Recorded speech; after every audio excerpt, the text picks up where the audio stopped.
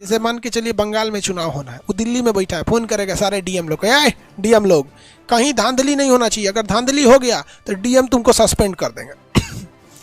ये इनका इतना पावर होता है कि जिस एरिया में चुनाव हो रहा है उस एरिया का हर एक डिपार्टमेंट को ये आदेश दे सकते हैं, चाहे वो पुलिस डिपार्टमेंट हो, टीचिंग डिपार्टमेंट हो, किसी को भी आदेश दे सकते हैं और डिप्यूट करके भेज सकते हैं। कोई टीचर है उसको कह देंगे इसको छुट्टी दीजिए, राज्य सरकार से कहेंगे, ममता बनर्जी की सरकार है ना, ममता कहेंगे टीचर है छुट्टी दीजिए, इसको भेज दीजिए, सियाही पोतेगा जाके, वहाँ लगा रहे सियाही लगाओ, वहाँ सियाही लगाना पड़ेगा आपको, जाके कहीं से कहीं भेज देगा। किसी को सस्पेंड कर सकता है, किसी का ट्रांसफ़र कर देता है। इसलिए चुनाव से 2 महीना पहले पूरा तरह से कमांड कौन ले लेता है? चुनाव आयोग कमांड ले लेती है, और जितने डीएम एसपी ये थे इनका ट्रांसफ़र अपनी इच्छा सुन कर देती है। जैसे मान लीजिए कोई पटना का है, उठा के भेज देगा भागलपुर, कोई कहीं का, मतलब खरमंडल मचा के रख देता है यहाँ पर। पुलिस डिपार्टमेंट, हर चीज़, मुख्यमंत्री, राज्यपाल किसी काम के नहीं रह जाते हैं। जब आचार संहिता लग जाती है तो सारा का सारा पावर कौन ले लेता है? ये चुनाव आयोग ले लेती है। और इस दौरान कोई नेता चों चाय नहीं करता है, क्योंकि नेताओं के पास से पावर खत्म, और उस समय पुलिस का डंडा दिखता है। हमारे यहाँ, हमारे हिसाब से लगता है तो हिंदुस्तान में नेता बनने का एक ही काम है, विकास भाड़ में गया, सोच रहा थाना मैनेज करो, कौन मार किया थाना में फ़ोन कर दो। उनके ऊपर इतना प्रेशर रहता है कि बेचारे काम नहीं कर पाते। और हमें और आपको लगता है कि पुलिस वाले मतलब क्या है, मतलब बिगड़ गए। उनको पता है यार पैसा लेके छोड़ो, नहीं तो नेताजी का फ़ोन आएगा।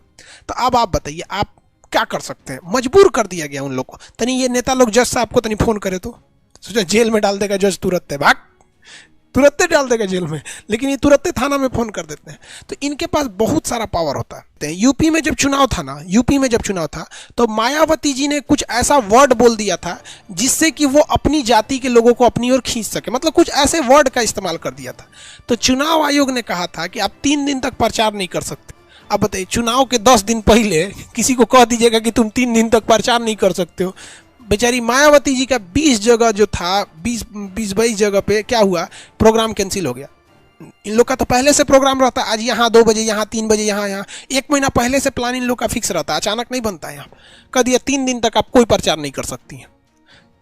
मजाल इनका जो प्रचार कर दे, अगर ये गलती से भी प्रचार कर देती ना तो इनका पर्चा रद्द कर देता कि भाई तू ये बारी चुनाव नहीं लड़ेगी, चुप चुनाव आयोग बोल दिया। एक और एग्जाम्पल, योगी आदित्यनाथ अपने बयान से काफ़ी कंट्रोवर्सी में रहते हैं। उन्होंने कुछ बयान दिया था, अब क्या बयान दिया था हमको याद नहीं, हमको मेन आपको पढ़ाना था इसलिए हम बता रहे हैं। तो उनके किसी बात पे विवाद हो गया था, अब क्या बयान था कौन जानता है। चुनाव आयोग के पास शिकायत गई कि भाई इनको ऐसा बयान नहीं देना चाहिए। चुनाव आयोग ने कहा हाँ ऐसा बयान नहीं देना। उनको कह दिया आप भी 2 दिन चुनाव नहीं लड़ सकते। उनका कोई मैटर था 2 दिन। जो योगी जी जो हैं अपने बोल्ड एक्शन की वजह से जाने जाते हैं। देखते माफियाओं का घर तुड़वा देते हैं। विकास दुबे किया था तो इनकाउंटर करा दिए, सबको पता था, मतलब समझ रहे हैं ना, हाँ इनकाउंटर। लेकिन मजाल क्या 2 दिन बोल दे, एकदम भयानक इतना पावर होता है ये। अगर इसका मूड खत्म, नरेंद्र मोदी जी को कह देगा कि अब अगर मान के चलिए उल्टा सीधा भाषण दिए, सपोज कीजिए, हालांकि मोदी जी में एक चीज़ होता है कि उनका भाषण बहुत संयमित रहता है, संयमित भाषण देते हैं जब वो मंच पर भाषण देते हैं। तो कभी कभी सबसे जबान फिसल जाता है। जैसे कैसे बोल दिए थे कि बादल के पीछे जहाज छुप सकता है, नहीं छुप सकता है, वो तो रडार देख लेता है। तो भाई गलतियाँ सबसे होती हैं, वो नहीं कर रहे।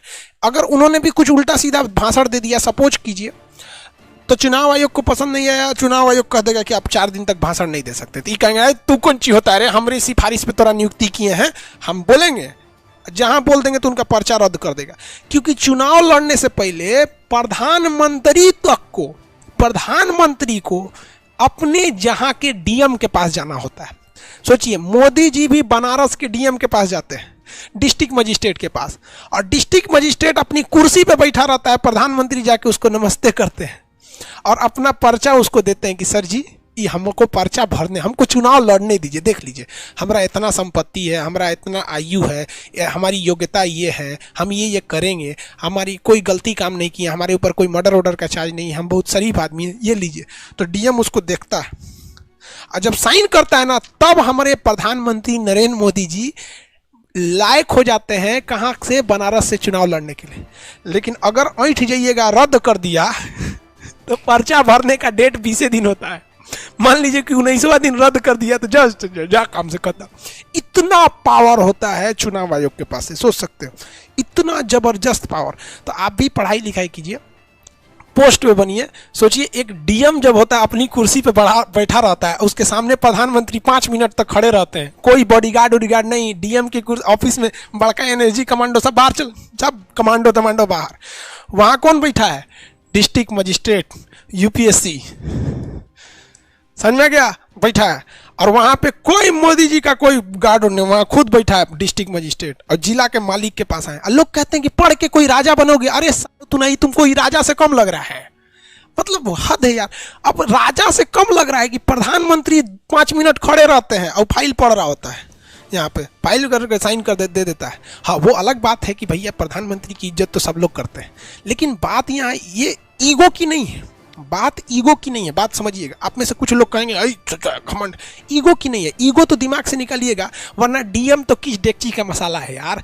ईगो ने तो रावण को नाश कर दिया, रावण को नाश कर दिया था ईगो ने, वरना रावण के पास बताइए ना कमी किस चीज की थी? केवल घमंड ज्यादा था, बहुत ज्यादा घमंड था, हम सब कुछ कर सकते, दिक्कत हो गया, चलो छोड़ो यहाँ पे। तो ये पावर होता है डीएम के पास।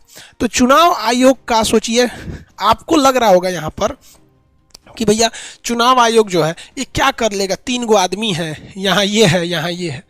बबुआ एक बात बताओ, तुम इन सबों का पावर तो छोड़ ही दो, इन सबों का पावर छोड़ दो, तुम बस इसका पावर देख लो। डीएम का क्या है कि कुर्सी नहीं देता है प्रधानमंत्री को बैठने के लिए, केवल तब, हमेशा नहीं, केवल तब जब ये चुनाव का पर्चा भराने आते हैं तब खड़ा रहते हैं लेके चुपचाप, और जब दे देता है तो चले आते हैं। आप YouTube पर वीडियो देख लीजिएगा मोदी जी का, जब वो पर्चा भरने गए होंगे, तो हमारी बात मत मानिए, आप YouTube पे वीडियो देखिएगा मोदी जी कब चुनाव में गए, वो अच्छे से इज्जत करते हैं। खैर भारत में इस सब में तो कोई दिक्कत नहीं है, सब करता है। मेरा कहने का सेंस है पावर देखो, तो समझ में आ गया डीएम कि चुनाव के टाइम पे किसी का ट्रांसफर कर देता है, किसी को सस्पेंड कर देता है, कोई नेता टांग नहीं लड़ाता है, कोई नेता टांग नहीं। जैसे मान के चलिए आप दरोगा हैं, क्या है, दरोगा हैं, अब नियम है कि 10 गो गाड़ी घूमेगी, 10 ठो गाड़ी में आप प्रचार कर सकते हैं, 10 ठो गाड़ी में प्रचार कर सकते हैं। कोनो विधायक जी हैं वो 11 गो गाड़ी लेके घूम रहे हैं, तो आप दरोगा हैं, आप कह देंगे कि तोरा 10 गो गाड़ी लेके जाना है, गाड़ी का नंबर ये है, तुमने बताया था, ये कौन गाड़ी है रे, एक्स्ट्रा है। तो दरोगा कहेगा, विधायक कहेगा दरोगा तो घर कुदता है, 11 गो गाड़ी है, लेके चलेंगे, क्या कर लेगा? दरोगा कहेगा ठीक है जाइए। तुरंत फोन लगाएगा डीएम के पास, चुनाव आयोग के पास, उसका जो अधिकारी जो डीएम के पास या वहाँ जो बैठा है चुनाव साहब, ये एक्स्ट्रा गाड़ी लेके घूम रहा है, कौन है? विधायक है, बुला के लाओ। डीएम आके पर्चे रद्द कर देगा, जो अगली बार चुनाव लड़ना तो अगली बार चुनाव लड़ना, जीतने का तो सवाल ही नहीं होता, अगली बार चुनाव लड़ना। इतना भयानक पावर होता है। इसलिए देखते होंगे जब आचार संहिता लगता है ना, तो जितने अधिकारी होते हैं सब गाली सुने रहते हैं, सब उस ससुरा खोज खोज के बदला लेता है, सब आओ आओ यहाँ पर। तो सोचिए ये सरकार वाले जानबूझकर पुलिस को, डीएम को, अधिकारी को दबा के रखते हैं, समझ में आ गया कि नहीं? हमारे हिसाब से 10 साल तक आचार संहिता लगा के छोड़ दो, 10 साल में आचार संहिता लगाओगे ना, सब सुधर जाएगा। आप क्या इस बात से सहमत है? 10 साल तक आचार संहिता लगा दो, आपको क्या लगता है, लगा देना चाहिए या नहीं? मेरे आप बताइए।